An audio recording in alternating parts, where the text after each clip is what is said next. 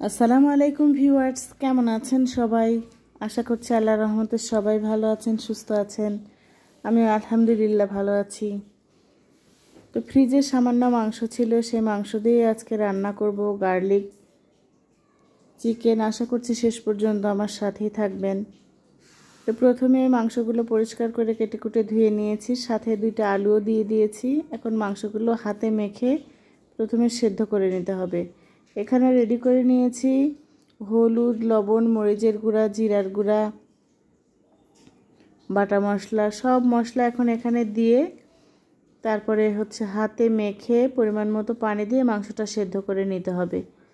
যেসব ভাই বোনেরা আজকে প্রথম আমার চ্যানেলটি ভিজিট করছেন তাদের কাছে রিকোয়েস্ট রইল, প্লিজ আপনারা আমার চ্যানেলটি সাবস্ক্রাইব করবেন, লাইক কমেন্ট শেয়ার করে দেবেন। আপনাদের সাপোর্ট ভালোবাসা পেলেই আমি সামনের দিনে এগিয়ে যেতে পারবো ইনশাল্লাহ। আশা করছি আপনারা আমার পাশেই থাকবেন। তো হাত দিয়ে মেখে পরিমাণ মতো পানি দিয়ে মাংসটা সেদ্ধ করে নেওয়ার জন্য এখন হাত দিয়ে ভালোভাবে মেখে নিতে হবে, আর সামান্য পরিমাণ তেলও দিয়ে দিতে হবে এর ভিতরে। তো মাখা হয়ে গেছে, এখন পরিমাণ মতো পানি দিয়ে দিচ্ছি। পানি দিয়ে এখন মাংসটা সেদ্ধ করে নেব। আর এই গার্লিক চিকেনটা খেতে কিন্তু অনেক ভালো লাগে। আমার বাচ্চারাও বেশ পছন্দ করেছে, আর আমার কাছে তো অনেক ভালো লাগে। তো মাংসটা প্রায় সেদ্ধ হয়ে গেছে, এখন মাংসটা বাগার দিয়ে দিতে হবে। আমরা তেলে দেওয়া বলি। তো এখানে কিন্তু কোনো রকমের পেঁয়াজ ব্যবহার করব না, শুধু রসুন দিয়েই মাংসটা তেলে দিয়ে দেব। তাই পরিমাণ মতো রসুন এখানে দিয়ে দিয়েছি। এখন রসুনটা ভালো করে একটু ভেজে নেব, তার ভিতরে মাংসগুলো দিয়ে দেব।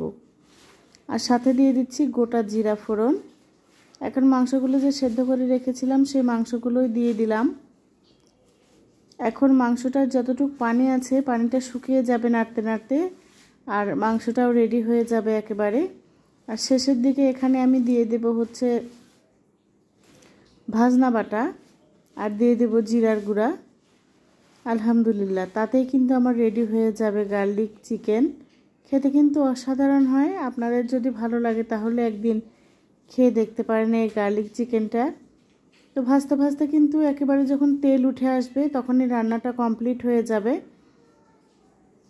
একেবারে সহজেই রান্না করা যায় এই গার্লিক চিকেন, খেতে কিন্তু অসাধারণ হয়। ভাত, রুটি, পরোটা আপনারা যেটা ইচ্ছা সেটার সাথে খেতে পারবেন। আমাদের কাছে কিন্তু অনেক ভালো লাগে। আপনারা চাইলে বানিয়ে নিতে পারেন। আর অবশ্যই একটা কমেন্ট করে জানাবেন আমার এই গার্লিক চিকেনটা কেমন হয়েছে। সবাই ভালো থাকবেন, আল্লাহ সবাইকে ভালো রাখুক, সুস্থ রাখুক, এই শুভকামনায় আজকের মতো এখানেই বিদায়।